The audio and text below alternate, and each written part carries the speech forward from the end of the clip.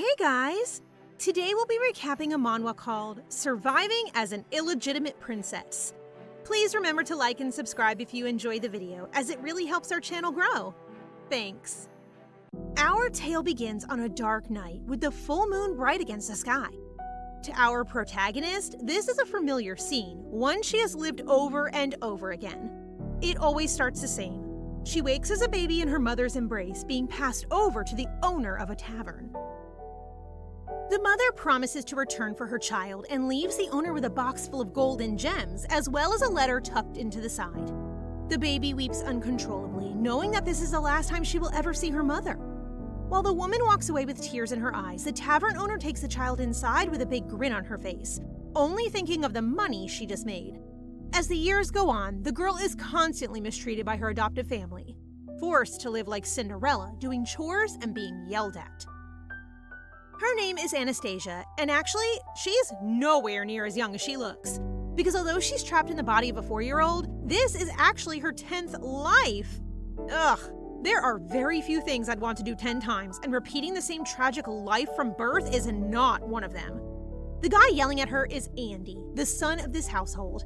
He likes to bully Anastasia, but as she's done this dance before, she knows all his tricks and how to avoid them. She can put up with just about everything other than insulting her mother.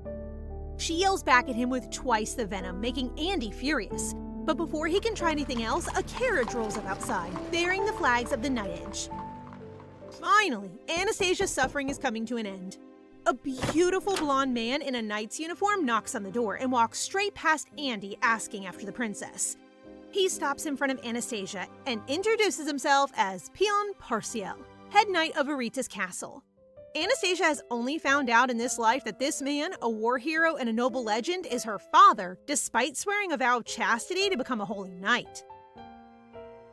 He turns his cold gaze on the tavern family, telling them that the girl they have abused is Anastasia Entimos, the first princess of the Santra kingdom. Despite being an illegitimate child, the laws of the kingdom dictate that Anastasia will inherit her mother's title of first princess and claim her right to the throne.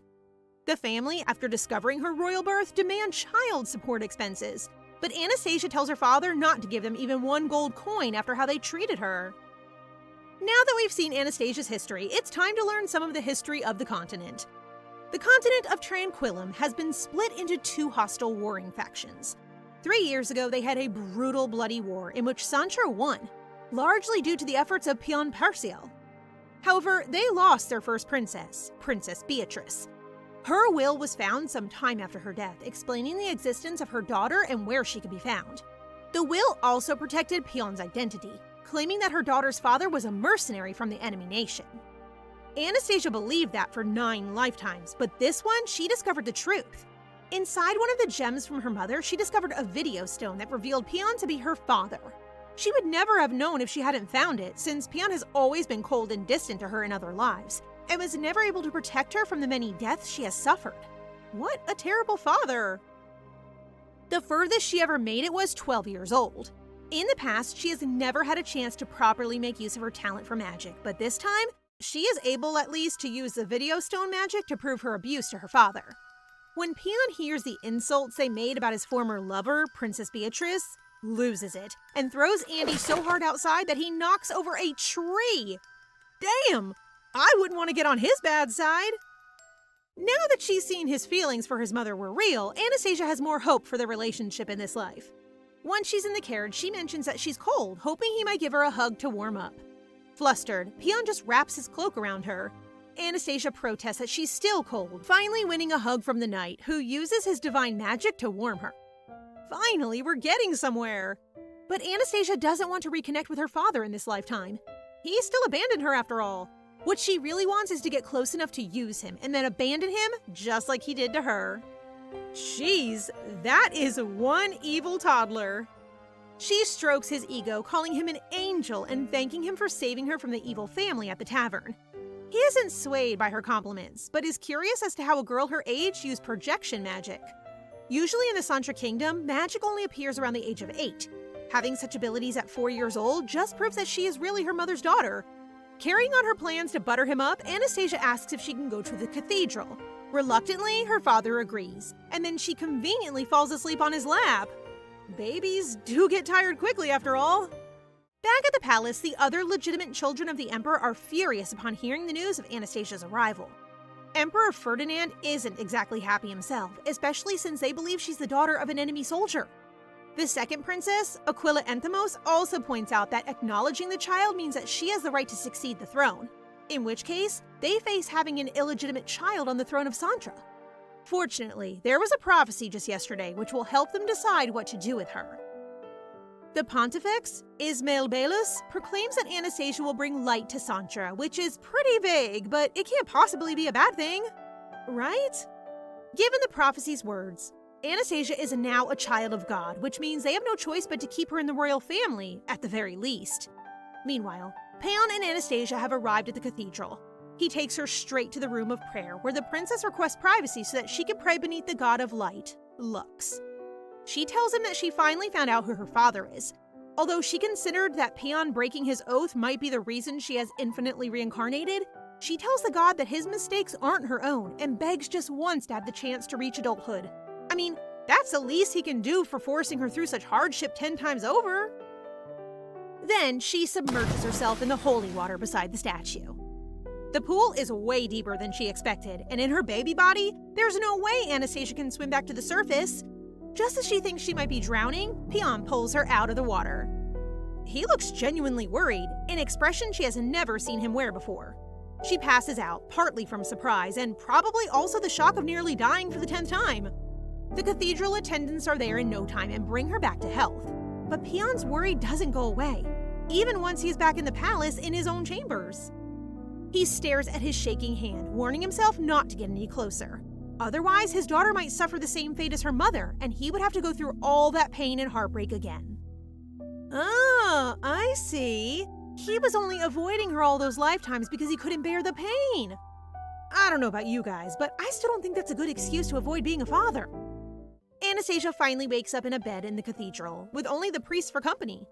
They're already pretty much obsessed with her and introduce themselves as Sierra, a second-class priest, and Rosa and Yusei, both third-class priests. They seem like very nice people, so she thanks them for looking after her. Overcome by her adorableness, the priests get her some soup from the kitchen, watching her savor every mouthful. From her previous lifetimes, she knows not to expect such quality at the palace.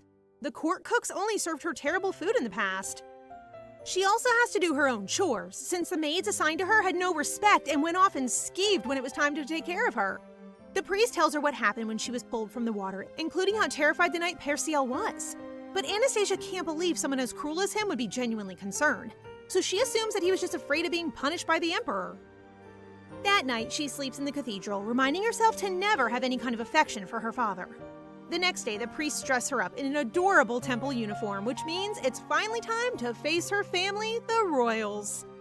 When Anastasia sees Paeon again, she makes sure to act as sweet as possible, calling him Angel again and running up to him in her cutesy priest uniform. Just like yesterday, he seems uncomfortable, but doesn't give away so much as a hint of emotion. When they arrive at the palace, Paeon kneels before the emperor and announces the arrival of Princess Anastasia to his majesty. The princess, however, is so afraid that she's hidden behind her father, trembling with fear. Considering she has died 9 times in the care of these people, it's hardly a surprise. She's also certain that the woman responsible for her 9th death is standing right there, the second Princess Aquila. She sure does look cold. After Beatrice died, it became Aquila's responsibility to manage the palace, which meant that Anastasia was completely at her mercy. She ended up being tied and burnt at the stake after the people accused her of black magic. Remembering all of this, Anastasia is surprised when her father turns around to comfort her, assuming that she's just nervous in front of strangers. When she walks out, everyone immediately recognizes her as the blood of Beatrice. They look practically identical. The third princess, Stella, of course, is still quick to make a comment about her being ugly. Clearly, she doesn't have very good eyesight. No one with eyes could call Anastasia ugly. The emperor asks if she knows who they are, and tells her she is a princess. Anastasia does her best impression of a surprised little girl and quietly mumbles that Lord Lux was right. She tells him that she was visited by the god in a dream. He called her the one who will bring light and told her not to be surprised when he used her, the princess of the royal family. Obviously, that's all a lie, but the great thing about being 4 years old is that no one thinks you're smart enough to make things up. She also says that Lord Lux cares greatly for Parschel, the angelic knight who will protect her. What a bunch of baloney. Hearing that, the Emperor tries to make Sir Parschel her official escort, but he refuses, claiming that his duties as a paladin take priority, which kind of makes sense, honestly. He's the Holy Knight of the Kingdom. He's probably got more important things to do than look after some little girl. Aquila soon steps in to offer a royal knight and makes lots of suggestions for Anastasia's care. It kind of seems like everything is going to work out the same way as last time. Even the knight assigned to her is the same as before. His name is Conrad Mikhail, and although he looks like a pro, he just flirts with the maids all day instead of looking after her. Sir Parschel goes to leave, but Anastasia grabs his cloak, begging him not to. He tells her she's in good hands and also asks her to stop calling him Angel since it's disrespectful to the gods. Right, as if breaking your chastity vows and having a child wasn't way more disrespectful. Instead of Angel, she tries calling him Papa, nearly giving the knight a heart attack. He tells her that won't work either and claims it's against the royal law. He suddenly grabs her, warning her that they won't see each other much, since he lives outside the palace and has a lot of dangerous work to do. He tells her never, ever to call him Papa, but his shocked face gives everything away. Anastasia immediately starts crying, very loudly. Conrad steps in and jokes with Sir Parschel that it's surely an honor to be given a nickname by the princess. At that point, he has no choice but to accept. From time to time, she can call him Papa. We can see where this is going already. Early the next morning, the Emperor heads out to pray. He's not been a very religious man in the past, but since his new granddaughter arrived, he seems to have had a change of heart. But when he and his guard enter the chapel, they find Anastasia has already beat them to it. Have you ever seen such a devout child? She tells her grandfather that she heard Lux's voice from somewhere, and after following it, she ended up here. The Emperor immediately notices that her lazy escort is nowhere to be seen, so at least now he knows Conrad is useless. Anastasia says she's praying for forgiveness since she hasn't had the chance to come to church in a year because of her family. Her grandfather reassures her that it's not a sin since she has no control over it. He is stuck by her devout attitude and agrees to her request to stay at the temple in the future. Great! This is another way that religion has helped her avoid the past, by placing her out of reach of her Aunt Aquila. The priests are very excited to hear the news, since they'll be able to see her every day. She quickly becomes a favorite among them, and anytime someone spots the princess, they run to tell the others and describe how adorable she is. Wherever she goes, she is coddled and favored, which is certainly an improvement from her past life. They ask if she's okay eating with everyone else, since it might be overwhelming for a kid her age. But Anastasia knows all the right things to say to make her new guardians melt, and soon she is carried like the princess she is to the temple canteen. Another benefit to living on the temple grounds is the proximity to her father, something she remembers when she spots him across the canteen. Awkwardly, the priestess walks over to Sir Parschel, asking if they can come and have lunch with him. I guess they didn't see the empty spaces beside him. It's pretty obvious Paeon likes to dine alone. While sitting on the lap of the second-class priest, Anastasia tucks into a delicious lunch of pancakes. Her father, of course, is just having a simple bowl of soup because he doesn't like sweet things. Obviously. Everyone is deeply uncomfortable except for Anastasia, but she doesn't care. She's just trying to push her agenda of getting Sir Parschel to become her escort. He tries to leave, but since he's barely touched his food, Anastasia tells him he'll be punished by the gods. With an entire canteen of priests watching, he can't walk away after that. Back at the palace, news has already spread of Anastasia's special nickname for the Holy Knight. Aquila thinks it's all a plot concocted by Baelus, the head of the church, perhaps in an attempt to bring a more devout presence into the royal family, who currently don't have much respect for religion. Having Anastasia living with the priests gives a huge amount of power to the religious ministers, something that both Stella and Aquila can't stand. Those two will definitely strike back, mark my words. A few days later, the princess is disappointed and moody. After her performance in the canteen, Sir Parschel hasn't showed up to eat with the priests. They try to reassure her that he's just busy, but Anastasia throws a tantrum, claiming that her papa doesn't like her. Poor Sierra is then forced to approach the knight and asks him to dine with the princess, even if it's just once in a while. He's in the middle of refusing when suddenly a guard approaches Sir Parschel, announcing that word has got out about the princess's father.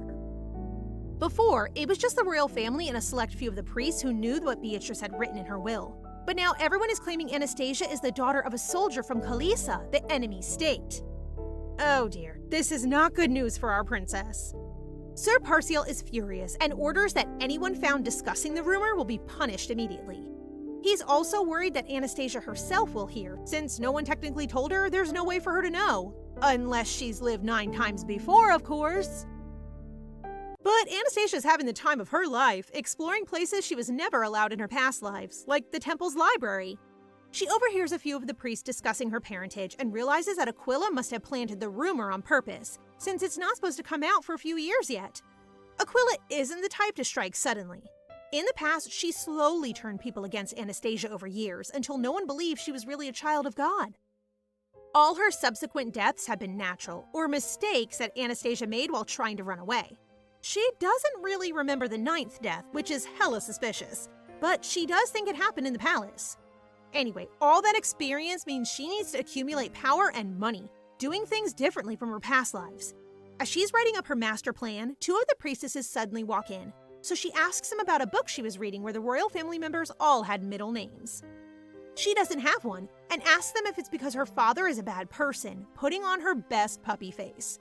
That's when Sir Parschel walks in, and she immediately brightens up. Paeon reassures the princess that she is of noble blood and that she shouldn't listen to any rumors, and will talk to the officials about getting her a middle name. Well, that was easy.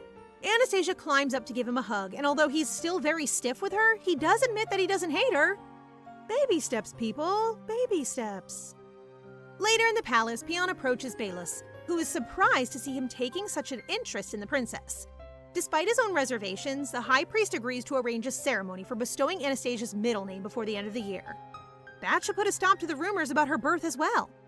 Baelus also warns the Holy Knight not to intervene in the princess's affairs anymore in case people take it the wrong way. Ooh, does he know the truth? Has he guessed who her real father is? The end of the year festival comes around quicker than expected. It's a day when nobles and the royal family gather to pray. This is the first time the festival has been held since the war, which means it's an extra special occasion. It's also an extra stressful occasion.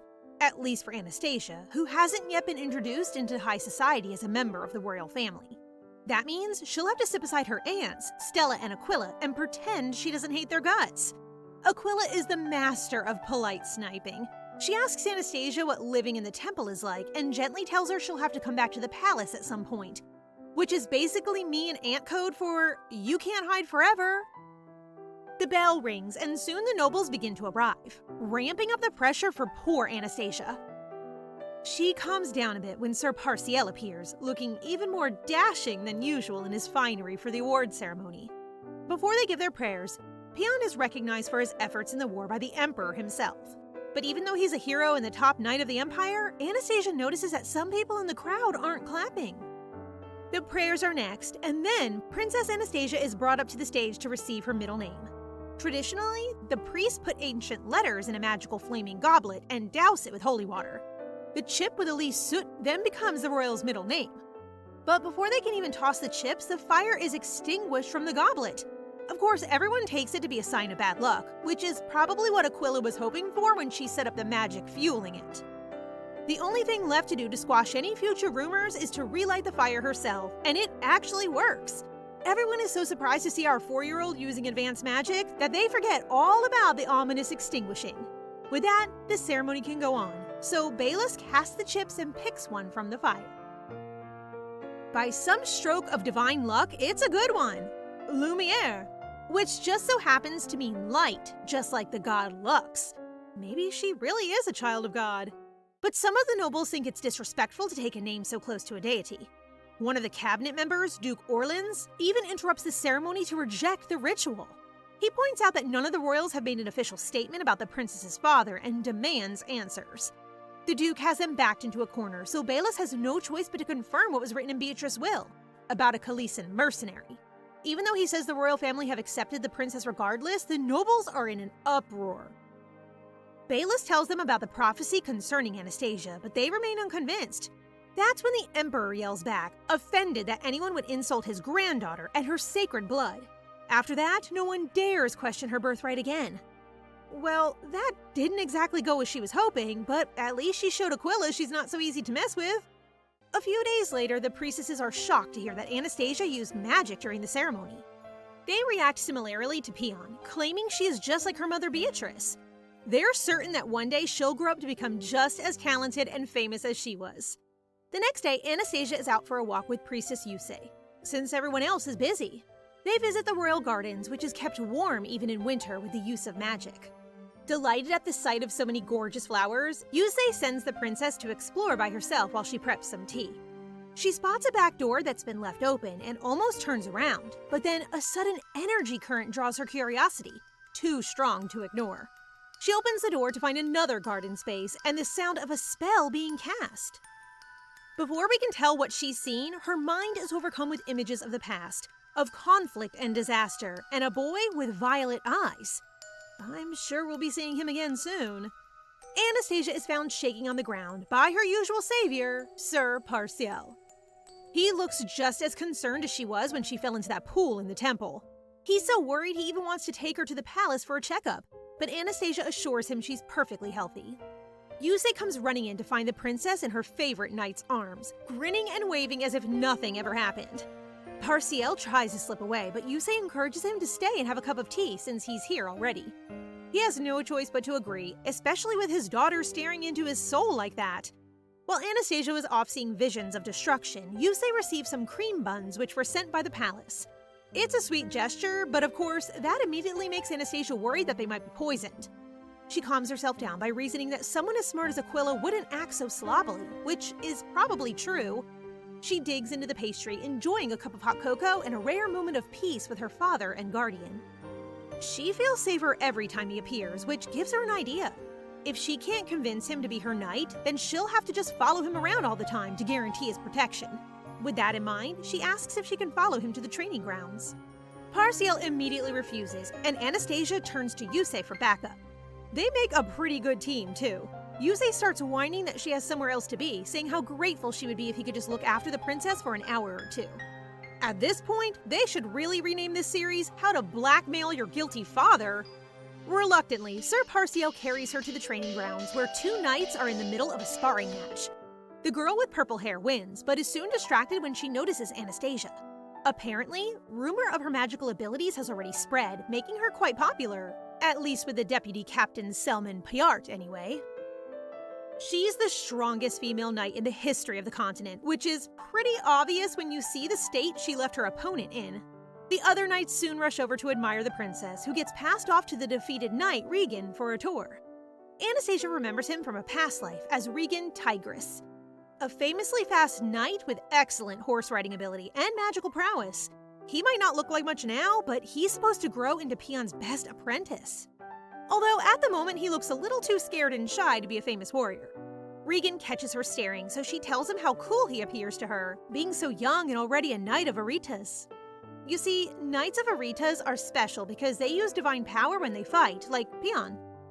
Divine power is similar to magic, but only a select few are able to use it, and unlike magic, it's not inherited by bloodline. That means anyone has a chance to get them, and if they do, they can become a priest or holy knight and be favored by Lux. Rigen, however, admits that he can't use any divine power. This comes as a shock to Anastasia, who definitely remembers a man with this name from her past life. Rigen says he was only brought into the Knight's Corps by Paeon, who saved his life after his village was rampaged by magical beasts in the war. Paeon took down all the beasts in a matter of moments and even saved his mother's life. He took Rigen with him, probably because he saw his potential, but he hasn't been able to use any of it since he arrived. Anastasia decides to help him out, taking him into the woods to practice drawing out his divine power. Since the principles of divine and magical powers are very similar, she can be of some use even though she doesn't have divine powers. Magic comes from mana, and divine power comes from prana. It's not that Rigen doesn't have prana, it's that he doesn't know how to access it, and that's just a confidence issue. Anastasia tells him to try and believe in himself, but when he tries using his power on a shrub, it does nothing. The sweet princess wants to make him believe, so she tries to convince him that one of the leaves looks a bit fresher. Rigen isn't an idiot. He can see what she's trying to do. Although he thanks her for her help, he pats her on the head and tells her she doesn't need to try so hard. From now on, he'll be more confident. And then he realizes he just patted the head of a royal princess and freaks out. But Anastasia kind of liked it. It's not like anyone in her real family's that friendly. From then on, he tells her to treat him like an older brother and lets her call him by his first name. Then, out of nowhere, a red-headed boy appears and ruins their touching moment by picking on Rigen. When he finds out that the little girl beside him is the princess, he doesn't apologize. Actually, He just looks intrigued. Anyone else get the sense that this kid is bad news?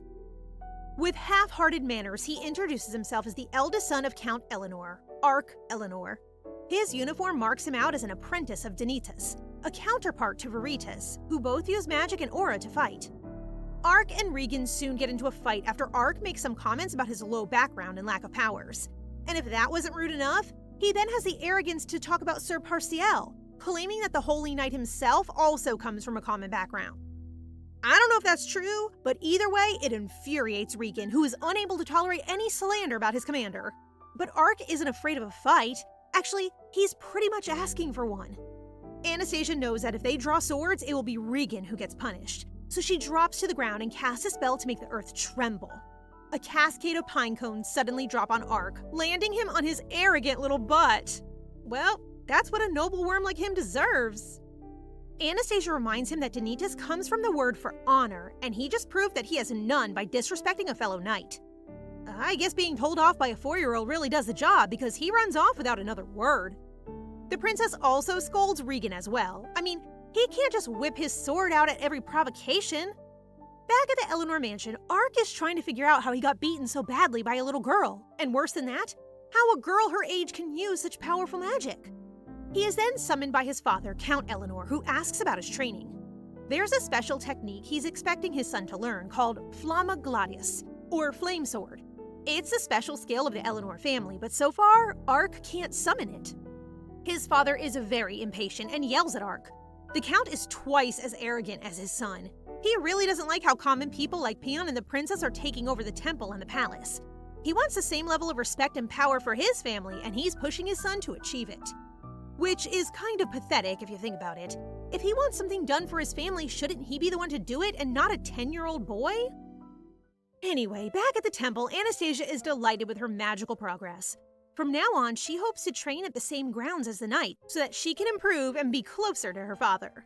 As she's remembering the encounter with the stuck-up Eleanor brat, she has a sudden flashback to a past life. She once heard the maids mention his name, Ark Eleanor, who was engaged to Princess Stella, ended up dead after fighting magical beasts, and that day was only 3 years from now. Uh-oh, Mr. Rich Kid had better improve soon, or he'll be in mortal peril. Of course, when Anastasia asks Paeon if she can visit the training grounds more frequently, he refuses.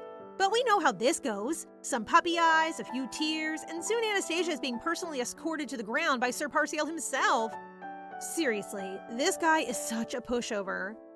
Rigen is waiting for her with a dragon kite when she arrives, all the more impressive considering he made it himself. A short while later, Anastasia is running off into the distance, having the time of her life with the kite. It reminds her of Parschel's magic, which takes the form of the dragon on the battlefield. She jokes about asking him to demonstrate it for them, nearly giving poor Rigen a heart attack. He may be terrified of his commander, but Anastasia sure as heck isn't. On their way back to the training grounds, they run into Ark Eleanor practicing in the woods. Despite her best efforts, the princess can't help but feel a little guilty when she thinks about his death. But if he does survive to marry Stella, it will only make things harder for her. Plus, how would she even help? Telling him he's going to die in 3 years isn't exactly constructive, and it will probably just freak him out. Even knowing all of that, she still stops to give him some advice. She offers to help him learn the basic elements of magic involved in his family's flame-wielding skill, which he is clearly lacking. But as you were probably expecting, he tells her to buzz off, too proud to accept help from a child. They're walking away when he actually manages to summon flame for the first time. The only problem is, now he can't control it. Alerted by the sound of him yelling, Anastasia sends Rigen to go get help while she tries a water spell to put it out. But it's not enough. Only divine powers could stop a magical fire like that. Ark tells her to run as his flames spiral out of control. But just when it all seems unsalvageable, Rigen returns, gripping the sword and using his divine powers to smother the flames. He did it! He believed in himself! Well, either that or the stress of nearly burning to a crisp made him forget about his doubt. But the point is, he did it! They only have a moment to celebrate before the knights arrive with Sir Parschel, and boy does he look mad. Even Anastasia is afraid. He heals Ark's hands first, which are burnt from holding the sword. He scolds the boy, reminding him that the highest level of magic should only be performed with a superior present. Normally, this would be enough to expel him. The decision falls to the lead commander of the Danitas Knights, the very evil-looking Paeon Alter. Alter tries to turn things against the princess of all people, offering Ark the chance to blame Anastasia for egging him on to show her the skill, which is just preposterous. Luckily, Ark doesn't take the bait. He admits the truth, that this was all his fault and actually Anastasia tried to save him. Well, that was unexpectedly noble, but now he really is going to be expelled.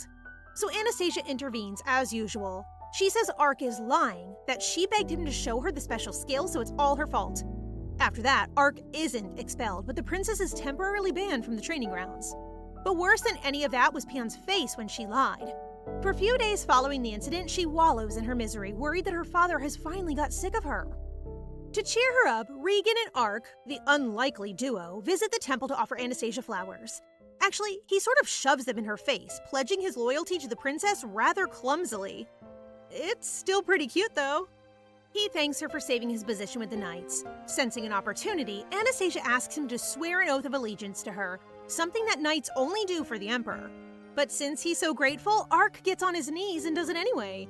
And then Rigen gets on his knees too, even though he's only supposed to be sworn to God. Anastasia accepts them both, knighting them with one of the roses from the bouquet. She's just finished their informal ceremony when Yusei announces that the princess has been summoned by the emperor. Uh-oh, he must have heard about the flame sword incident. Actually, he's just invited her for a mini feast. Her grandfather tells her to eat up, but it's a little uncomfortable when her evil aunts are right across the table. Literally seconds after she arrives, Stella makes a comment about Anastasia's face getting fatter after all the temple food. She's a 4-year-old girl. Her face is supposed to be a little pudgy. Conversation soon turns to the political problems of the country, one of which is a group of slave hunters who have kidnapped a load of war orphans and are still evading capture. They're one of the reasons Anastasia didn't try to run away as soon as she got to the palace. She was caught and killed by those hunters in her 5th life. The emperor then asks about her little trip to the training grounds. Anastasia tries to explain that she just wanted to practice her magic, which her grandfather finds very impressive, despite Stella's rude suggestion that she was annoying the knights. He asks if she would like to start learning magic formally with Prince Loctania, Dean of the Magical Academy. Stella and Aquila quickly interrupt, saying that the princess should first learn manners and the Bible before she learns magic. I don't know who invented such a stupid rule, but it doesn't matter since Anastasia has had enough time to memorize the Bible by now. Aquila puts her to the test, but she passes with flying colors. There have to be some perks to being reincarnated after all. Her grandfather is really impressed. Even her mother didn't manage to memorize the Bible until she was number 1 in Neritas, the Royal Wizarding Corps. This is news to Anastasia. Now she knows just how good her genes are. Born of the head of Veritas and Neritas has got to have given her some special potential. After lunch with her family, Sir Parschel arrives to take her back to the temple. She thinks he's still mad at her, but Paeon immediately picks her up and takes her in his arms, proving that he really has softened up in the last few weeks. Actually, he meant to put her in the carriage, but I guess it's just habit at this point. It's getting harder and harder to believe that Sir Parschel doesn't care for her. But it doesn't make sense. If he's really become attached this quickly, then why was he so indifferent in her past lives? On a whim, Anastasia asks him about her mother to gauge his reaction. Sir Parschel is surprised, and then quickly becomes quite sad. He mentions how he and Beatrice used to fight monsters together, so they must have spent a lot of time together. Then the princess asks about how her mother passed away, which is kind of a heavy topic for a child to bring up. With his usual dramatic flair, Paeon says Beatrice died because she was cursed by the king of Kalisa, otherwise known as the Demon King.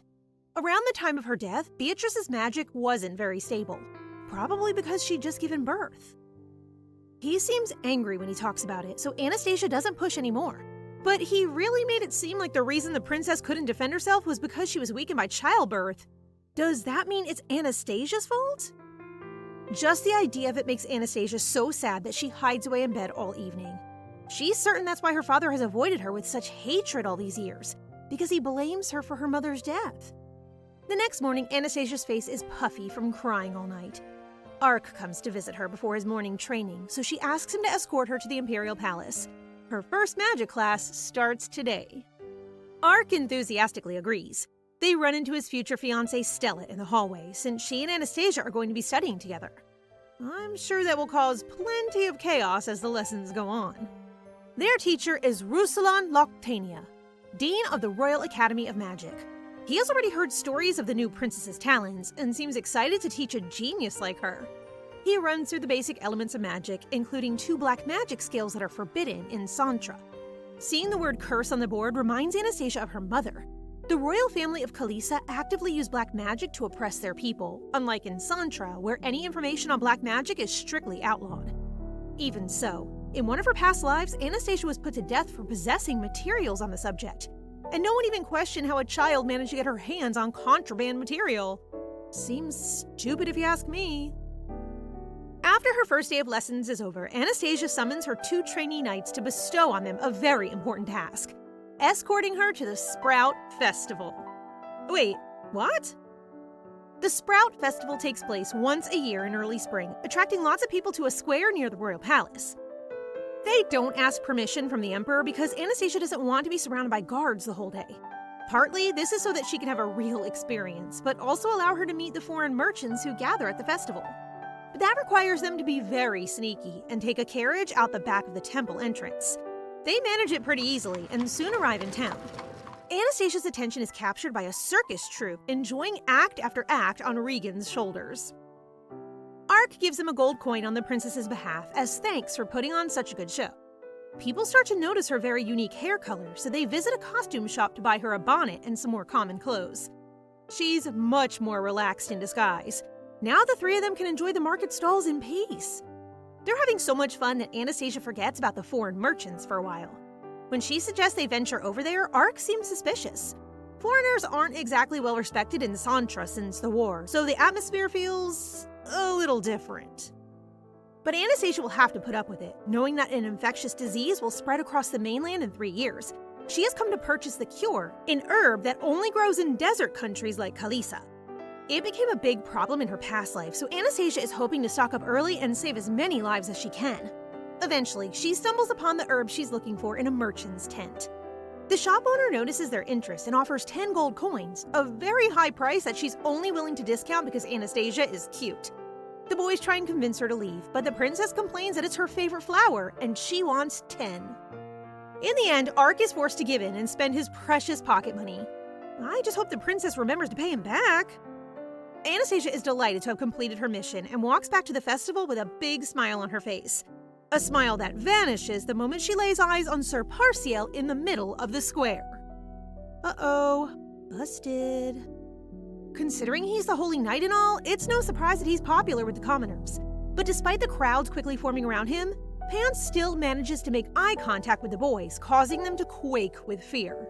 Anastasia is already hiding. She knows her father too well to risk hanging around. So when Sir Parschel approaches the boys, he doesn't realize his daughter is also nearby. Of course, that doesn't mean he's not suspicious.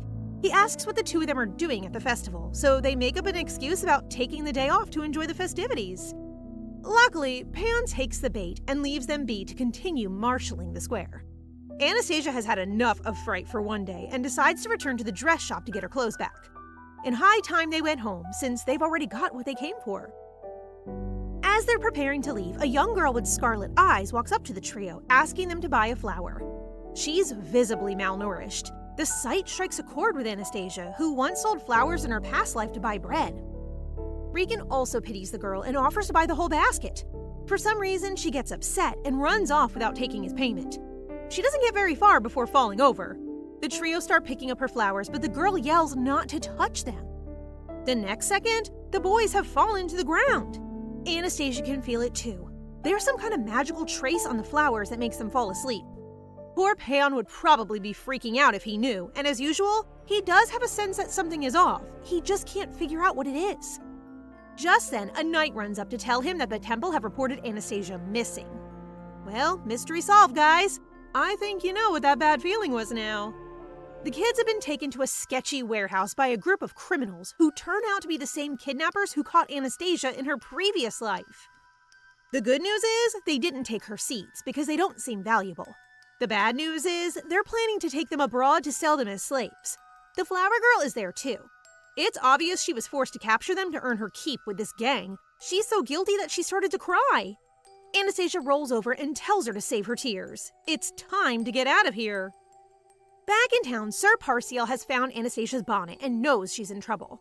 Holding it tight in his fists, he starts to use his divine powers, not caring that people can see or that he might accidentally hurt someone. You see? His affection for Anastasia is finally winning out. He just can't stand the idea of her in danger. But his daughter is more than capable of escaping on her own. She awakened from the spell all by herself using magic, and now she's explaining the truth of her identity to the flower girl. Having gained her trust, the girl reveals that they're in a liquor store just outside the capital. It looks ordinary from the outside, and there are lots of people guarding the door, so the chances that they'll be able to walk out are very slim. Everyone who has tried before was killed, including her brother. Of course, Anastasia and her bodyguards aren't just anyone. Between the three of them, they have divine and magical powers, so they stand a much better chance than those who came before them. Against her better judgment, the flower girl agrees to trust the princess and demonstrates her own exceptional abilities by releasing the boys from her spell. Ark and Rigen have a brief moment of panic before their mistress explains the plan.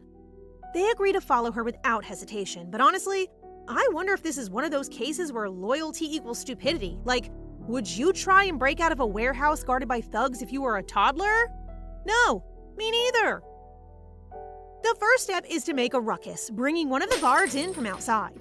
The moment he's through the door, Ark knocks him out, and a second later, Anastasia has used her magic to start a fire in the main hall. While the thugs are distracted, they make their escape, but they haven't gone unnoticed.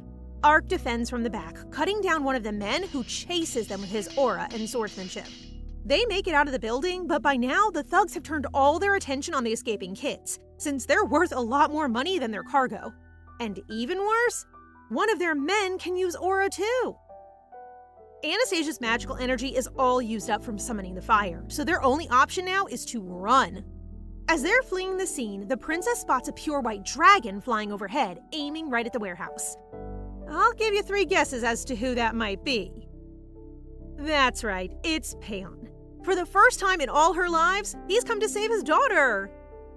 He also looks more stressed than ever before. I think Anastasia is going to have to lighten up on all the adventures.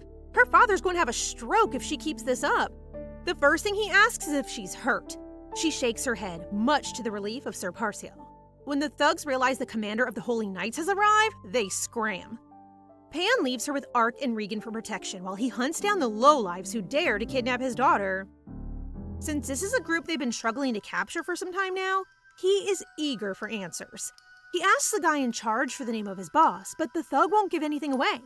He just keeps spouting stuff about the nobles and how much he hates the god of light. Right. What a clever thing to say to the literal paladin of the Holy Temple. Sir Parschel grabs him by the collar and ends his life, swiftly and without mercy. He proceeds to finish off the entire gang by himself, and even though there's blood dripping from his gloves, Anastasia isn't afraid to run up to him. But now that the danger has passed, anger has set in. Ironically, her father asks if she has multiple lives. Otherwise, why would she do something so reckless? Funny you mention that, actually, Sir Paeon. Tears start welling in her eyes. Right on cue, her father drops to his knees and apologizes. She takes his bloody glove in her hand, worried about his wounds. Did anyone else not realize that was actually his blood? 'Cause me too.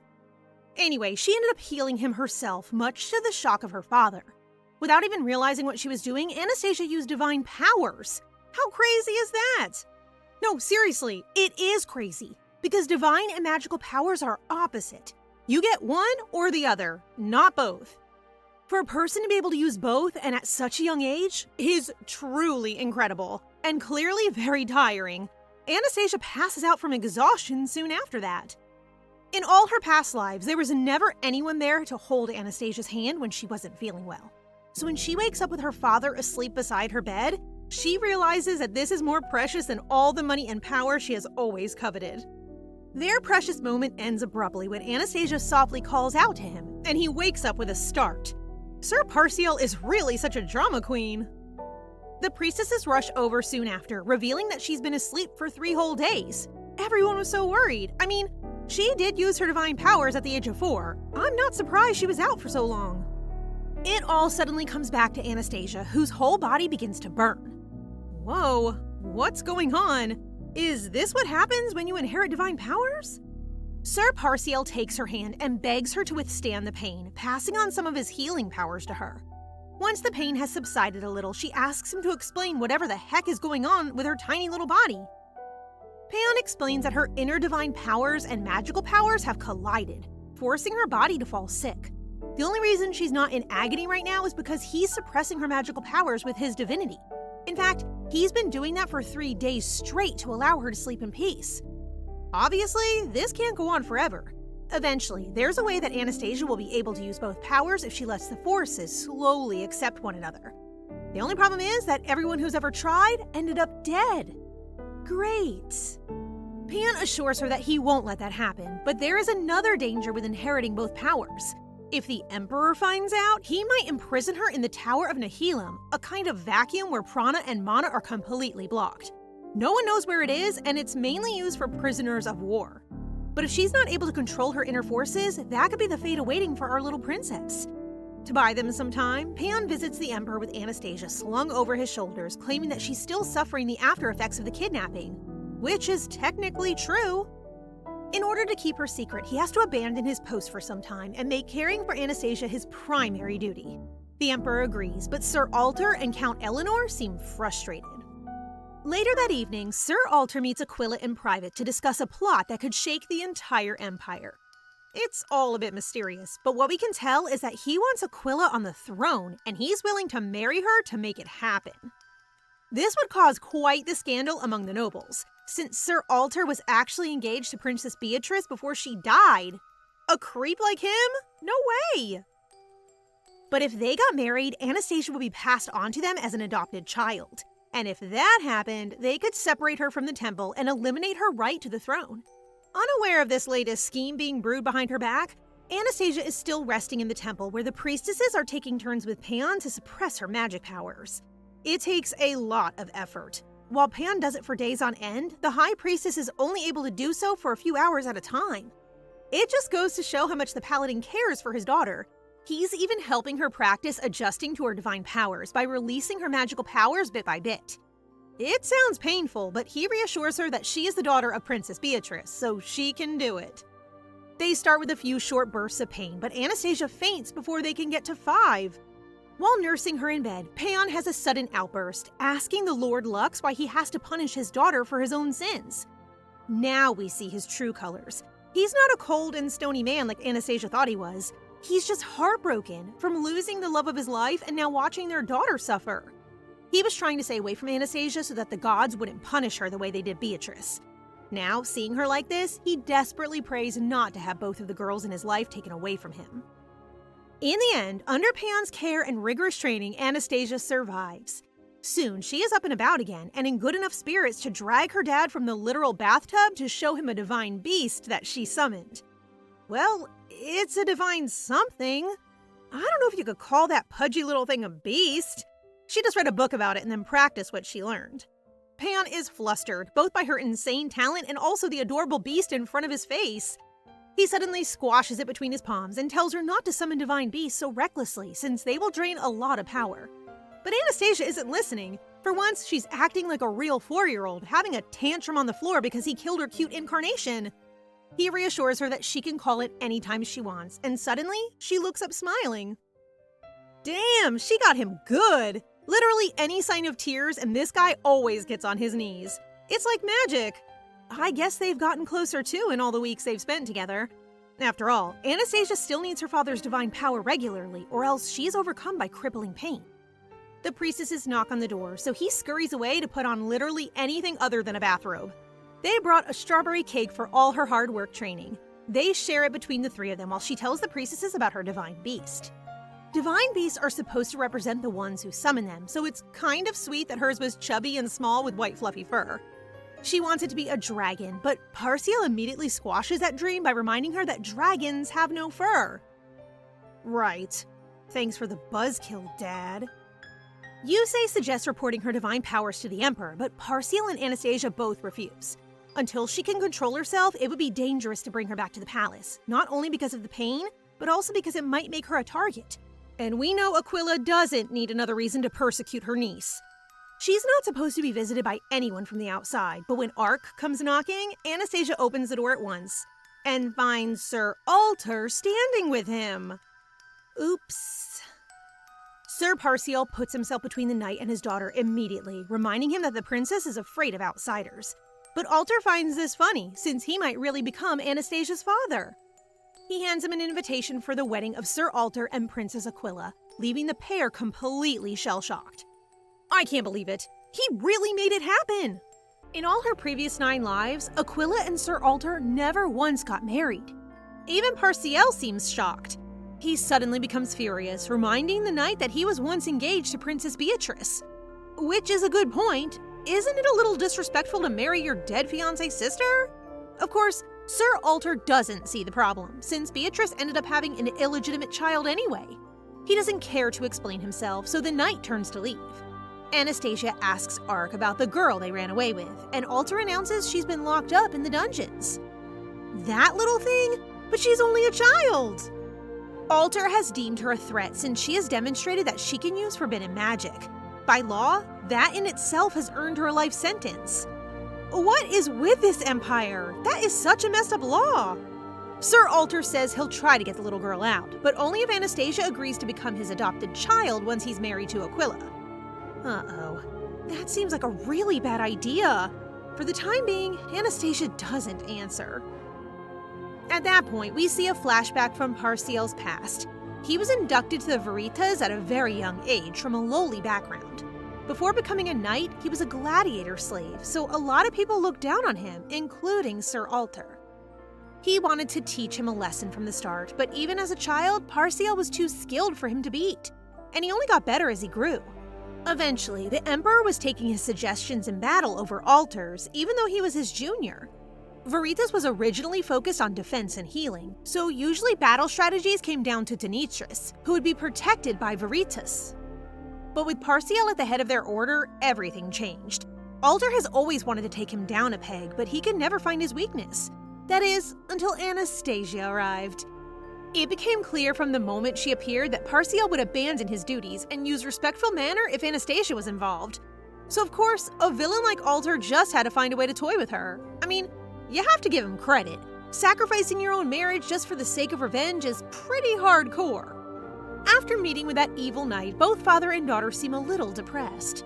When Alter asked Anastasia about becoming her father, she responded negatively. Of course, that didn't put him off. He just promised to work harder to get on her good side. Yeah, like that could ever happen.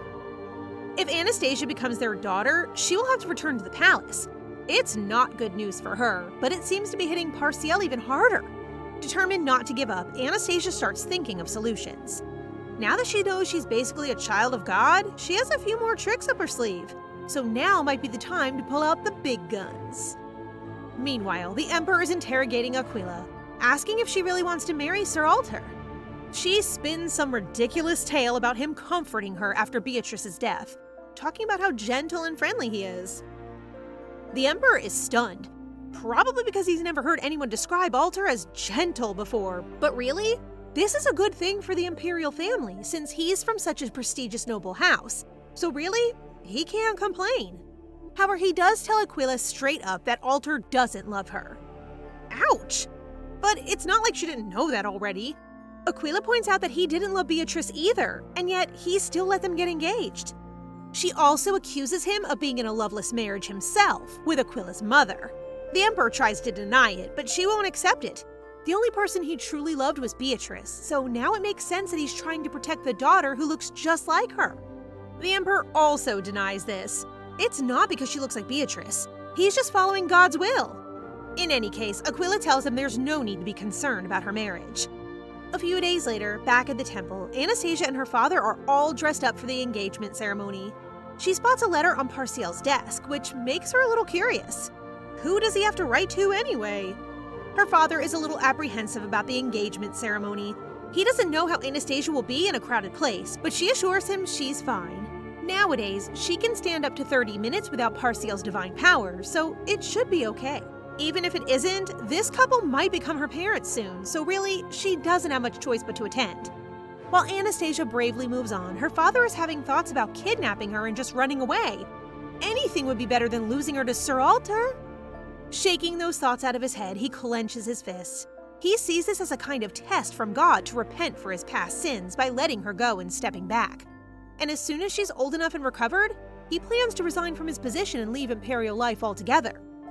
A+ parenting, everybody. Stay out of the way and eventually just leave. Really, this guy never ceases to amaze me. The guests at the palace are surprised to see the elusive Sir Parschel attending an imperial event for once.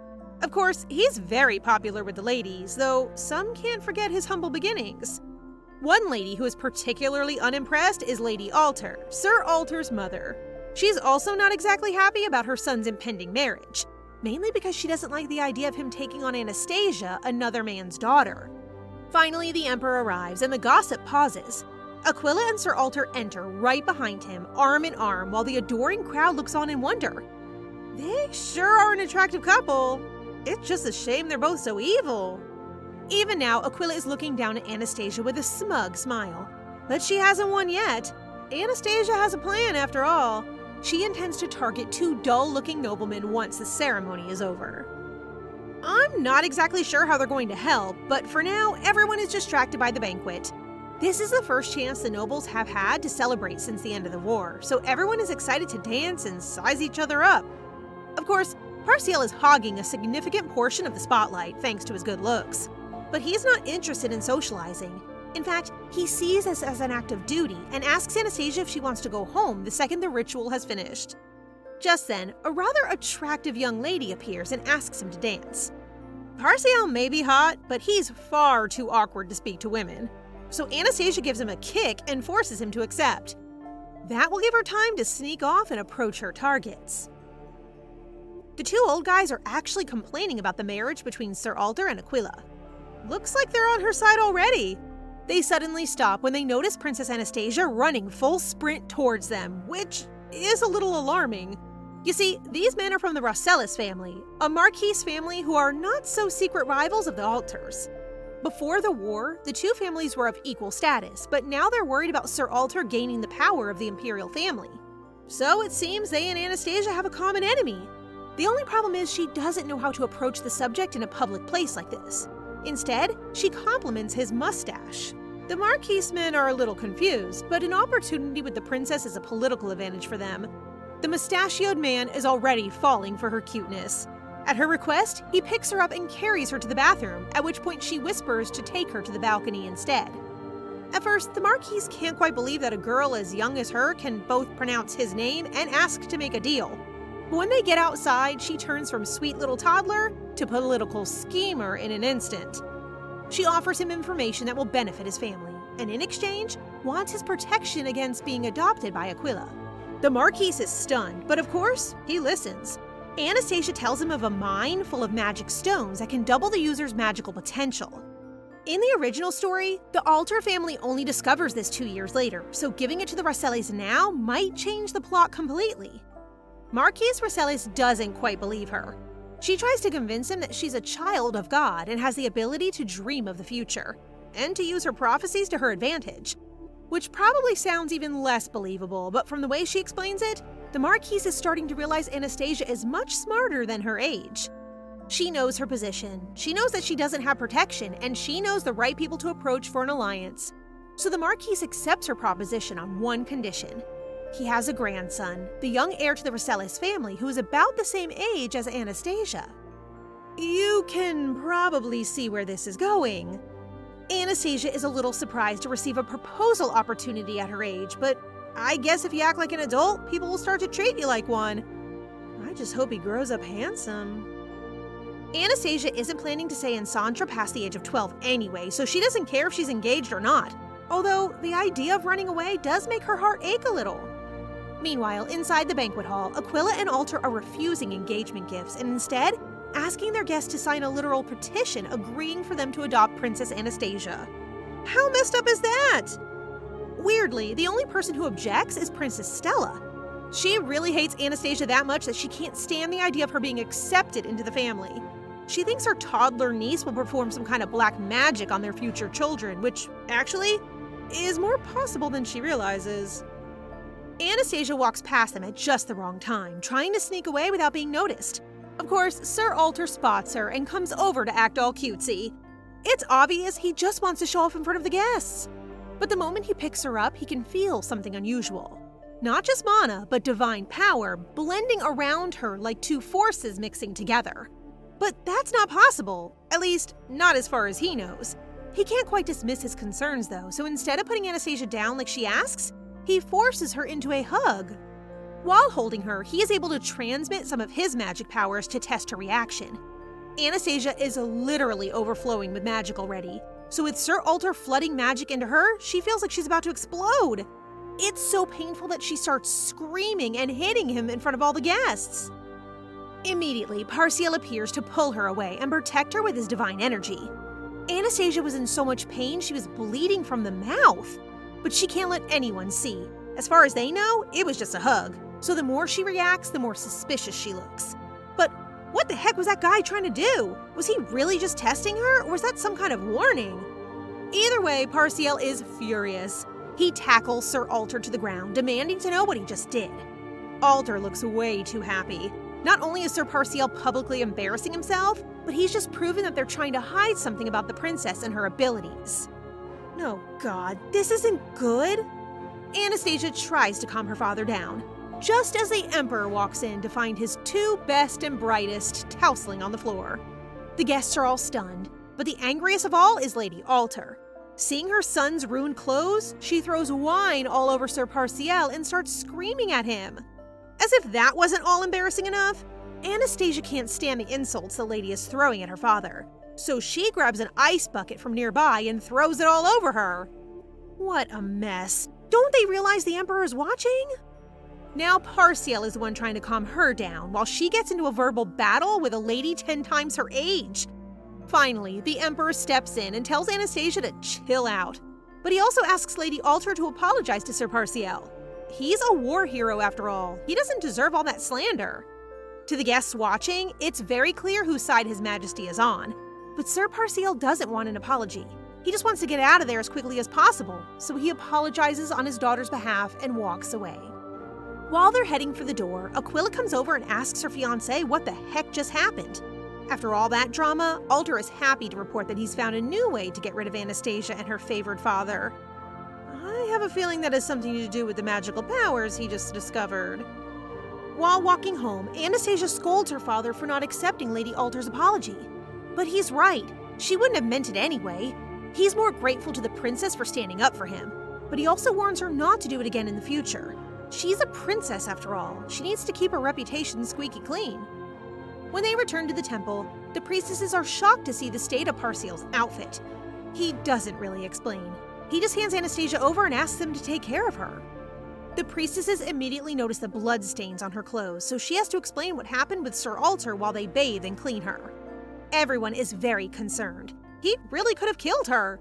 But while they're trying to figure out his motivations, Anastasia is more curious about something she overheard when Lady Alter was insulting Parschel. She asks the priestesses if he was once a slave. They dodge the question, but honestly, that's basically the same as admitting the answer. Now Anastasia understands all the scars on his body, why her mother's affair with him is so shameful, and why the other nobles seem to despise him so much. But how could they be so rude to a man who climbed from the very bottom of society to the top? It makes her so angry. Has she started to care for her reluctant father? Speaking of whom, Parschel is busy in his own quarters worrying about her as well. He knows what Alter discovered. It only makes him more concerned about the guy becoming her father. It absolutely can't happen. While he's sitting in the sauna getting more and more anxious, his daughter has discovered an unsealed letter in his pile of clothes. Curious, she takes a look. It's the same letter she saw on his desk a few days ago. In fact, it's a letter of resignation. Parschel has written it to the Emperor, thanking him for the opportunity to climb to these heights and promising to give up his position and become a traveling knight for the Empire. Suddenly, Parschel comes out and finds her reading the letter. She starts to cry, terrified at the idea that he will leave her again. Elsewhere in Santra, the Rasael family had been searching for the magical mine on Anastasia's instructions, and they finally struck gold. Or ruby, to be more accurate. They test it out and discover Anastasia wasn't lying. The gems have the ability to increase magical capacity by 50%. Now he just has to come through on the other half of his promise, keeping Anastasia from the hands of Alter and Aquila.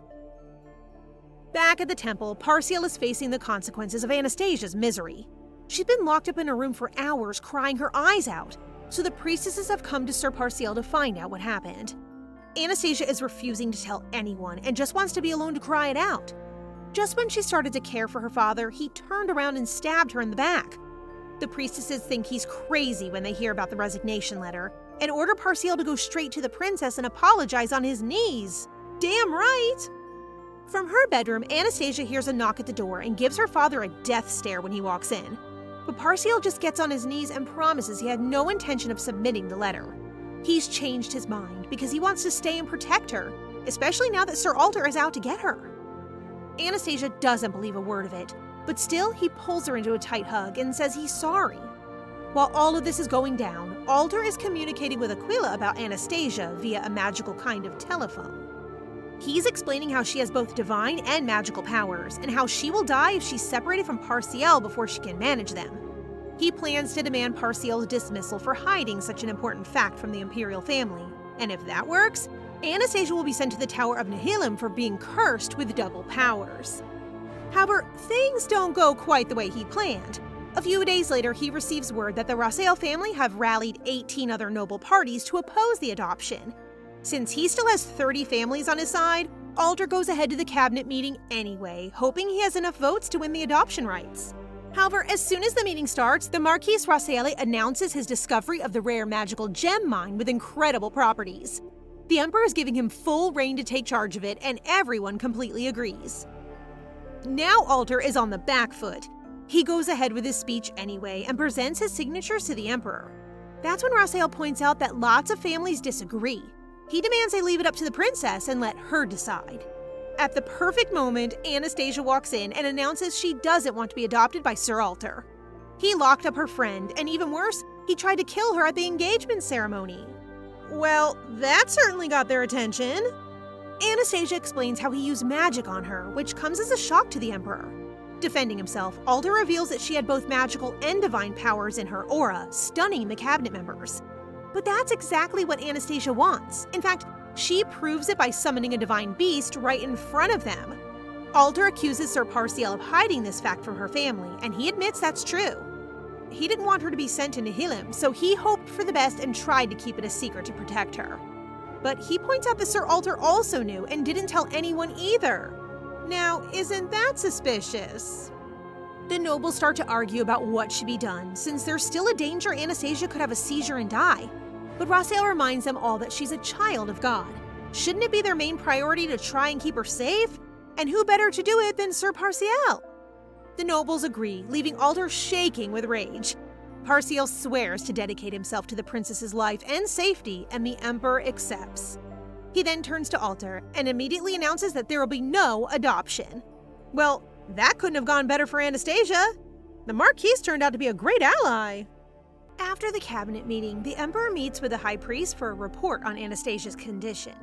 He confirms that the princess is able to use both divine and ordinary powers, though at the moment she is totally dependent on Parschel in order to survive. If he is allowed to stay with her, there's a good chance she'll become the first ever surviving Polyops. Who knows how powerful she could become? For the princess's sake, the Emperor decides to remove Sir Parschel from the line of duty, at least for now. They will also increase the number of royal guards, which comes as a surprise to the priest. He seems to think the prophecy could still be mistaken, but the Emperor is 100% convinced. The Emperor is still very curious about Anastasia's heritage, and suspects that the will she wrote was used to hide the real biological father. Uh-oh, he's onto something. Fortunately, the High Priest expresses his disapproval. In order to test for the princess's father, they will need to take some of her blood, which could be dangerous in her current state. And besides, the members of Princess Beatrice's elite squad were often replaced, so it would be difficult to confirm anyone who was near her at the time. It would be an emotionally difficult process for everyone involved, especially the princess. The Emperor can see the reason in that, so he backs off the subject. The most important thing right now is to get her through this period, and make sure she can adapt to both her powers. If she can do that, then she may even become the one to find the 3 stones. I'm not sure which 3 stones he's talking about, but clearly Anastasia has more than one prophecy to fulfill. After the fallout of the cabinet meeting, a defeated Sir Alter returns to his fiancée, admitting that their plan has failed, so they might as well cancel their engagement. Aquila slaps him hard across the face. She's furious that he would decide to give up on her just because of the princess. If Aquila doesn't marry Alter, she will likely be married off to another country and live the rest of her life away from Santra. Obviously, that isn't something she wants, so for her, this engagement is still kind of a lifeline. Alter clearly doesn't want to be involved anymore, but he hides his true emotions and goes along with her for now. Aquila still thinks they have nothing to worry about. She's confident that Anastasia won't make it through the year. Which isn't surprising, since she still believes the princess is half Beatrice and half an enemy soldier. She has no idea that Anastasia has two powerhouse parents, one of whom will do literally anything to ensure she survives. Speaking of Parschel, he is currently touring Uditium, a notorious prison complex with Ark and Rigen. They've come to release the girl who was locked up by Sir Alter, although honestly, it seems like she's been pretty comfortable in her cell. At the order of Parschel, Ark and Rigen have been bringing her items to make her stay more bearable. But now they finally have permission to free her. The girl finally reveals that her name is Prigia Isutare. From now on, she'll be attending the Royal Academy so that she can learn to control her magic. It's usually reserved for nobles, but technically, anyone with magic can enter. And on Anastasia's request, she's been accepted for free. It seems like her life is going to be perfect from now on, but the remnants of her past still haunt Prigia. She makes it her mission to seek revenge for her brother and capture the thugs who kidnapped her. One of whom is hanging up in a prison cell beside her, calling out all kinds of insults about her and the princess.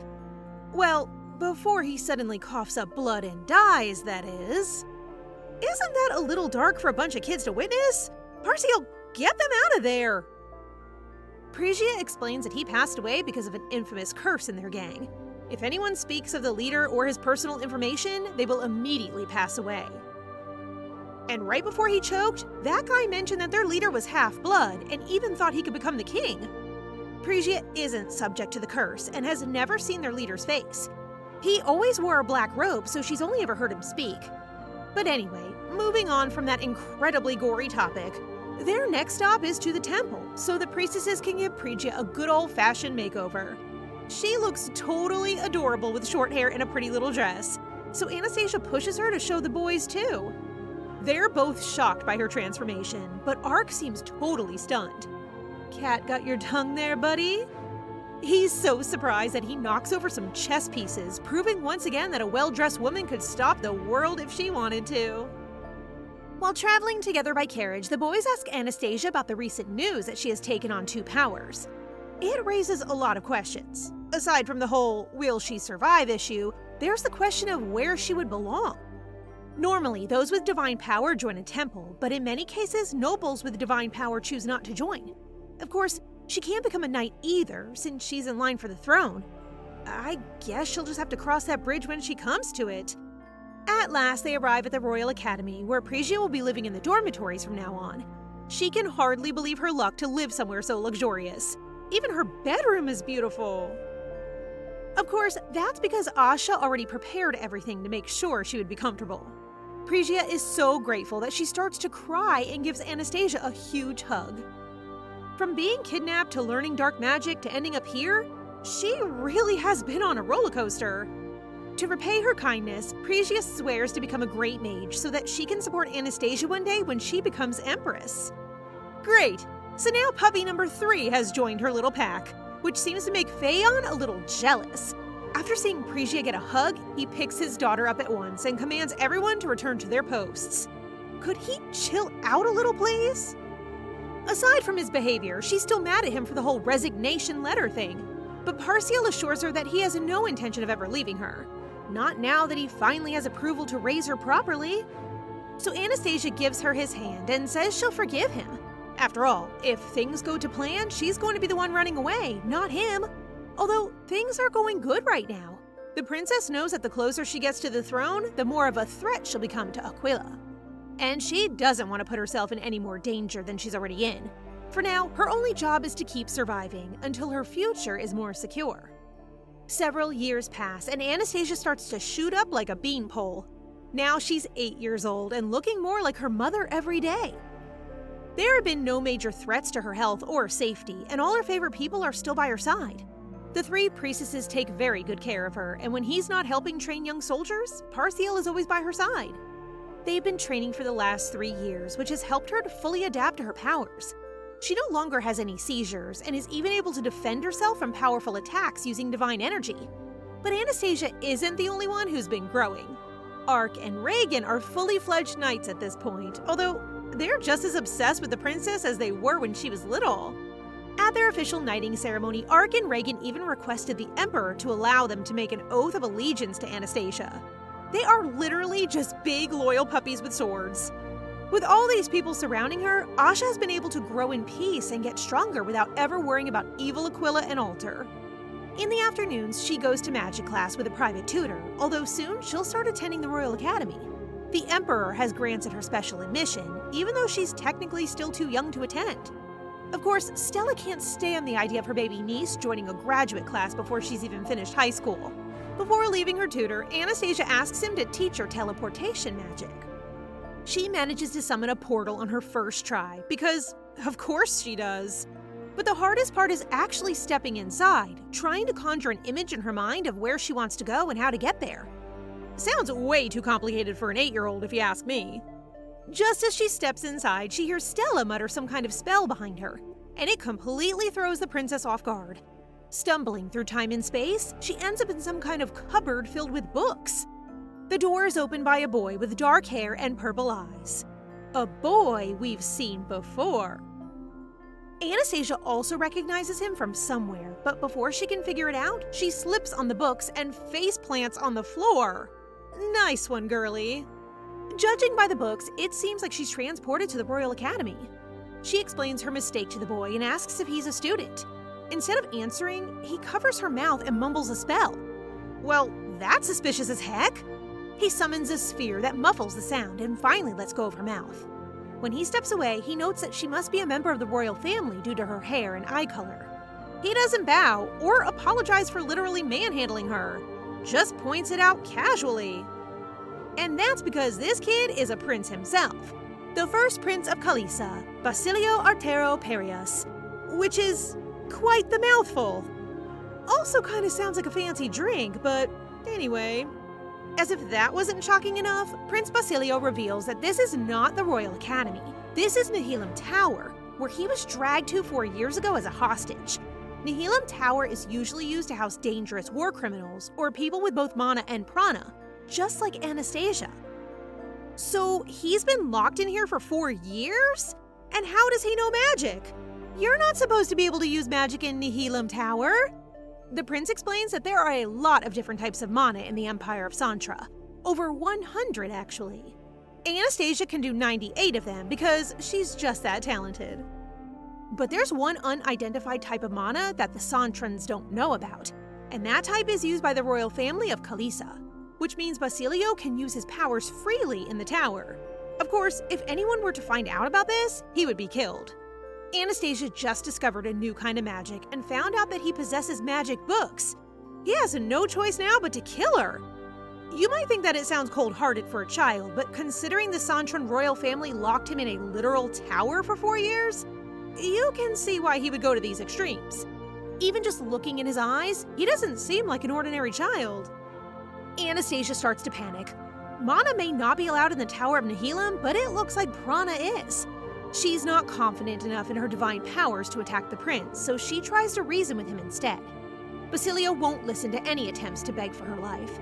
But before he even touches her, Anastasia falls to the ground, clutching at her head. She suddenly remembered where she knows him from. This little evil prince killed her in a past life. It was her 9th life. She was attempting to stay alive by sticking to the shrine and spending all her time learning the Bible, secretly trying to use her magic. For the first time, she actually succeeded and managed to survive until the age of 12. One day, on the way to a prayer conference, there was an explosion. Anastasia turned to find a boy at the center of the chaos, wielding a kind of magic she had never seen before.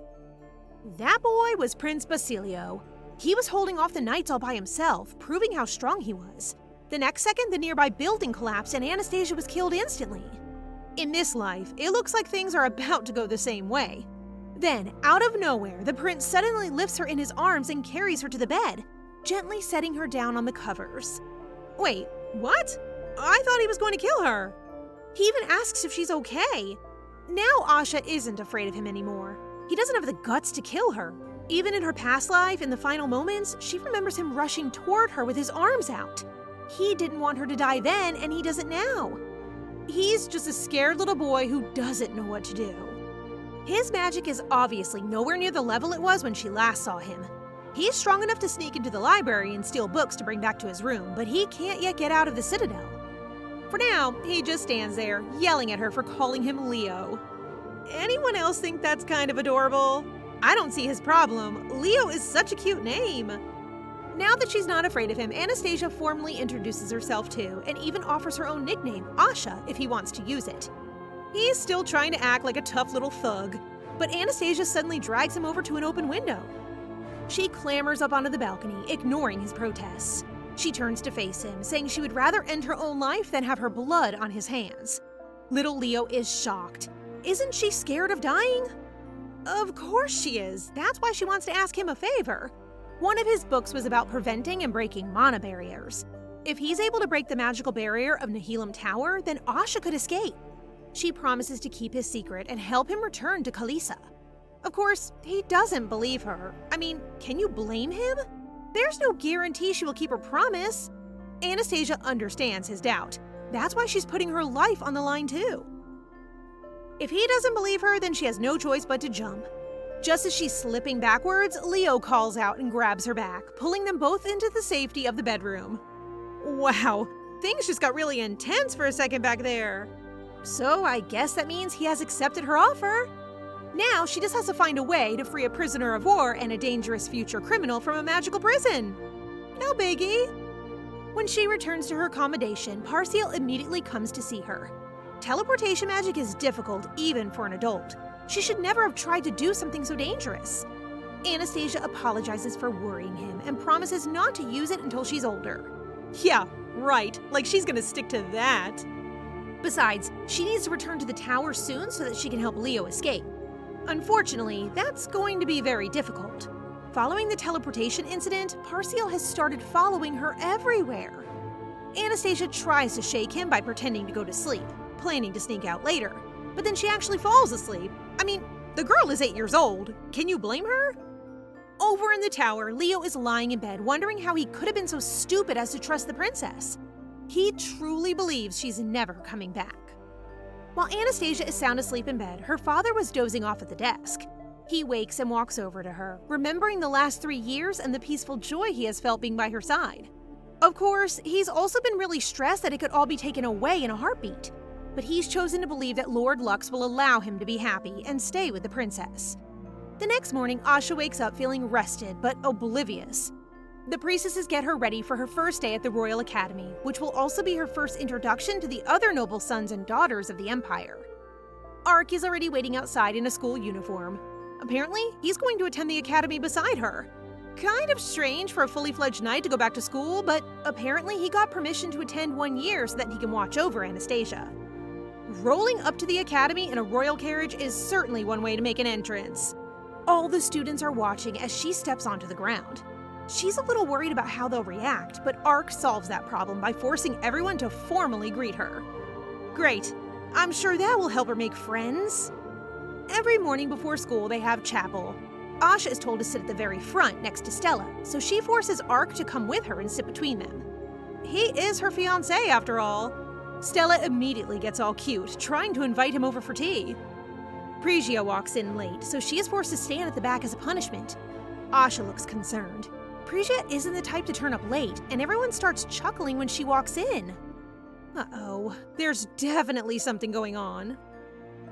As soon as the service is over, Asha runs off to find Prigia, not caring that she's going to be late for class. She runs too quickly down the stairs and slips, falling headfirst into a boy with pink hair. Damn, how many meet cutes is this girl going to have?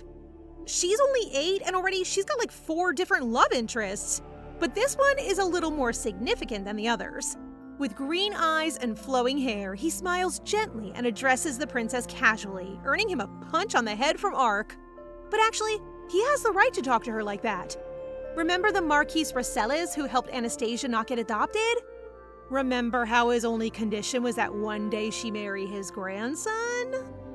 Well, yeah, This is that grandson. Melvian Rasselis is exactly as charming and sweet as his grandfather described. He's also helpful. He knows that Phrygia is often bullied by members of the student council who hate her for just being a commoner. They make her do chores like laundry and dump a load of dirty clothes in her room to clean up. That probably explains why she was late to chapel. Instead of washing the clothes for Phrygia, Asha decides to set an example by lighting them all on fire, which is kind of metal. While the students watch in shock, she warns them that she won't stand by if anyone is ever bullied like this again. When she gets home from school that day, Asha asks Parschel if he was ever bullied by the other knights when he was younger. He did have a hard time for the first couple of years, but as he rose through the ranks and proved his skills, no one dared to touch him. That gives Asha the incredibly ambitious idea to make Phrygia the head of the student council. That way, she will have enough power to protect herself, even if Anastasia has to leave before she graduates.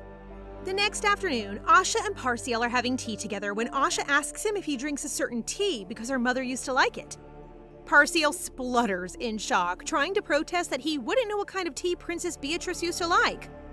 Anastasia responds innocently that since they spent so much time together exterminating monsters, she just thought he might have known. Refusing to be teased any longer, Parschel gets up to leave. Man, he really can't take a joke, huh? Anyway, this all works out in her favor because now she's free to practice portal magic without her father always lurking in the corner. As soon as he's gone, Anastasia grabs a bag and fills it with magic books, cookies, and cakes, as well as parchment and a quill to write with. She's hoping that if she shows up with gifts, Prince Leo won't be mad at her for staying away for so long. Or, at the very least, he might not kill her. When Anastasia teleports into the tower, she finds the prince preparing for bed already. Obviously, he's a little flustered that she appeared literally as he was changing. He wasn't expecting her to come back at all. Anastasia assures him that she always keeps her promises and reveals some of the presents she brought with her. Leo thinks she's lost her mind. Why would she return to see an enemy of the state who tried to kill her last time? If things were the other way around, he would have just reported her and been done with it. That's when Anastasia realizes why he's being so aggressive. He's scared. After a visit from his captor's princess, he probably thought he'd be taken away and executed. Asha tries to calm him down with an offer of snacks, which he refuses. But then his tummy starts rumbling, which gives him away. At that point, there's no reason to act tough, so Leo just gives in and shares some of the delicious cakes she's brought. Though he still acts like they were poisoned.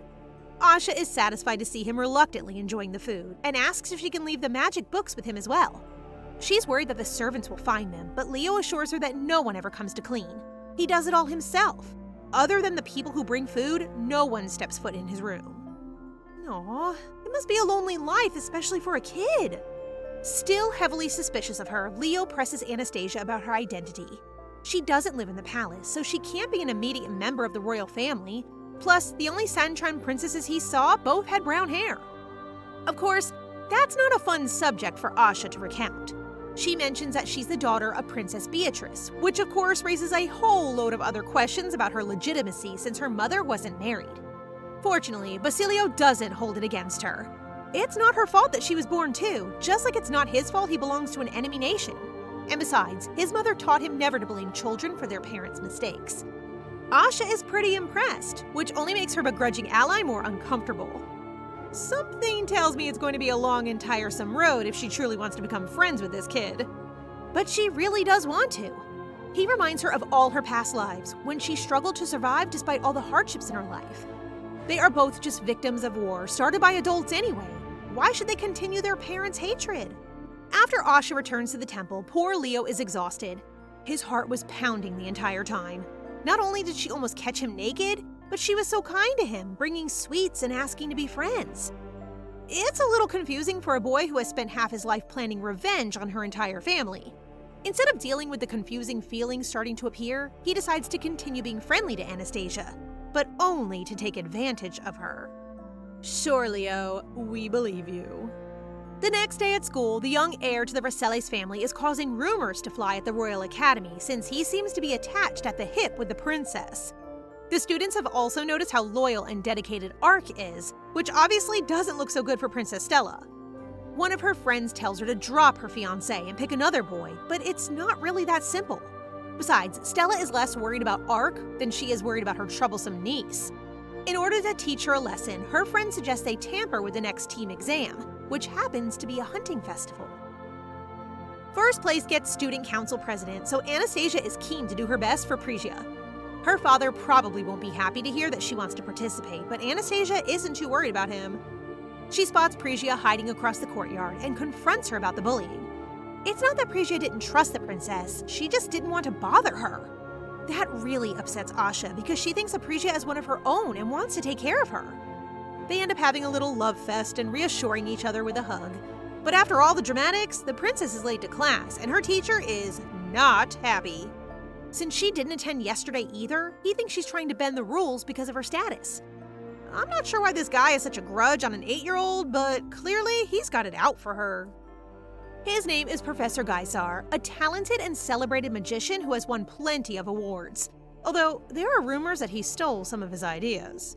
To test her, the professor orders Asha to demonstrate her abilities by drawing the spell that makes a message stone. Boy, did he pick the wrong princess to mess with! Not only is Anastasia literally a genius, she also experiments a lot in her own time, so she's constantly tweaking and practicing magic from the textbook. The class watch in shock as she draws a perfect rendition of the spell, and then goes on to draw another which is more mana efficient and has the same power. Professor Gaisar is a little annoyed that she would try to outsmart a 50-year-old spell, but he agrees to test it later and sends her back to her seat. The girl next to her draws a message asking if she really thought up that spell all by herself. Barely 5 minutes into the class and she already has a new friend. Anastasia explains her research habits and they bond over their dislike for Professor Gaisar. It turns out this girl is the daughter of Viscount Estevan, Malia Estevan, or Mila for short. She's especially curious about Asha being able to summon divine beasts and asks to see it after class. When Parschel hears about her demonstration later, he isn't very pleased. The students all loved the beast she summoned and took turns hugging it. But her dad reminds Anastasia that divine beasts are not the same as pets, and they take up a lot of mana. She needs to be more careful in future. But Asha doesn't care about all that. She's more interested in seeing Parschel's famous divine dragon for once, the one he constantly refuses to summon. She begs and begs him to make just a small, less dangerous version, and eventually he gives in. I feel like we all knew that would happen. Parschel can never say no to his little girl. She's expecting a calm and reserved creature, since divine beasts usually resemble their owners in some way. But when the dragon appears, it's more like a plushie than a mythical beast. As soon as it appears, the dragon tackles Asha and starts licking her face.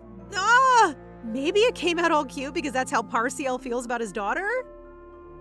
Asha is delighted to have a new cuddle buddy, and even more delighted by the expression on her father's face.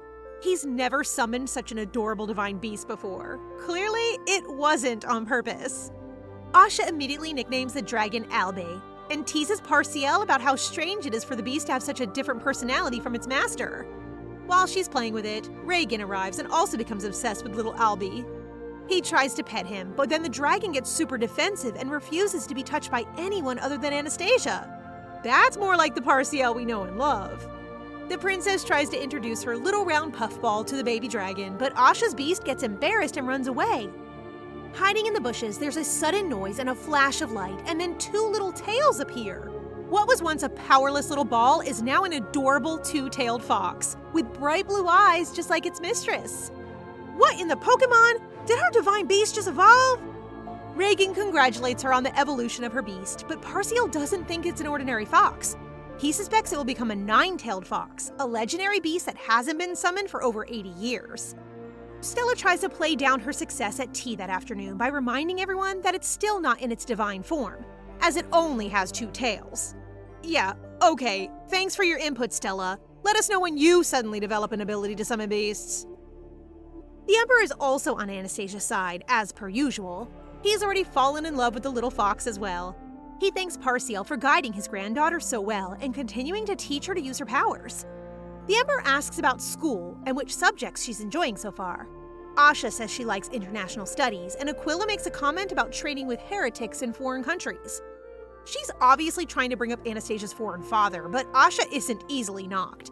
She points out that trading with the so-called barbarian nations has a lot of benefits, including future alliances that can provide them support. Aquila may be smart, but she can't beat her 8-year-old niece when it comes to diplomacy, which is kind of hilarious when you think about it. Anastasia responds that trading and improving diplomatic relations also gives them a chance to introduce foreign countries to their religion, which really impresses her grandfather. He's so caught up with the cuteness of Anastasia's beast, which she has nicknamed Nain, that it gives the princess an idea. Maybe if she showed Nain to Prince Basilio, he would soften too? I mean, if cakes and cookies don't work, the next best bet is a puppy, right? Leo is shocked to discover that his new friend can summon divine beasts, but he's too proud to admit how much he likes it. Anastasia pretends that she has urgent business to attend to and offers to leave Nain with him overnight. The tower isn't too far from her bedroom, so it won't disappear when she's gone. Little does Leo know that divine beasts can share their senses with their masters, meaning Asha will be able to see everything he gets up to while she's gone. It's kind of weird for Asha to share her senses with her pet, especially since it puts her super close to the prince. Tentatively, he reaches down to pat Nain and then picks her up in his arms. It feels kind of nice to be petted like that, and Asha's happy to see Leo getting some comfort from Nain. But then he suddenly gives the divine beast a kiss, and the princess totally freaks out.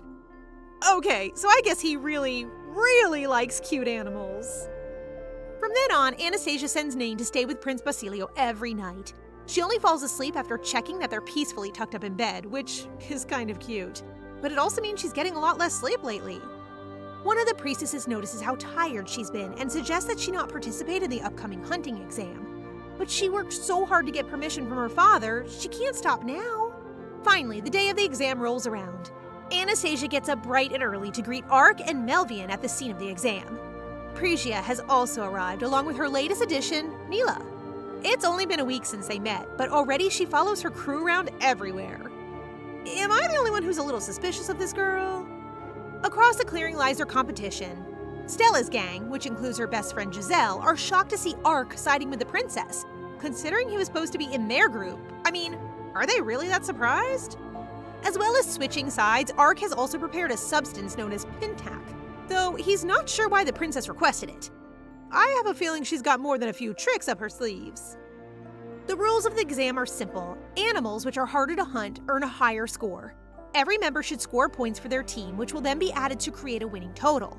Hunted animals should be thrown in the portals around the forest, although they're not safe for humans to go through. Dangerous animals have been enchanted to be slower, but the students are told to call the guards if anything dangerous happens. The groups are assigned randomly. Unfortunately, Anastasia ends up with Mila and a couple of her less powerful classmates. It looks like she's going to have to carry this one herself. But the princess isn't worried. As soon as the exam starts, she summons Nain, causing outrage across the other groups. They're only supposed to use magic that can harm animals, but no one said anything about divine power, so technically, she's still following the rules. Nain is super useful in a situation like this because she can track and locate prey very easily. That practically cuts their time in half. Right away, Nain locates a rabbit, so Anastasia uses a spell to make it faint. Before they can take it to the portal, they hear the sound of students in trouble in a nearby clearing. A queen bee and her hive have gone crazy and are swarming Stella's team. I wonder who could have caused that? Anastasia and Mila are well out of range, but even if they were close, they wouldn't be in danger. Those bees are actually small monsters that live by sucking blood from animals. They're not very dangerous unless they scent Pentak, the substance she asked Ark to procure. Then they go crazy. Clearly, she managed to slip the substance into one of their pockets or something. While they're busy being stung, Anastasia manages to track down the members of her original team and regroup. Stella's team have been forced to withdraw, so they pretty much have the forest to themselves. They form a plan to hunt, corner, and subdue the animals as fast as possible so that they can rack up a lot of points in a short time span. She leads them around the forest at a breakneck speed until her powers run out and the others are exhausted. Looking for a chance to break, they head to a portal with food and water available.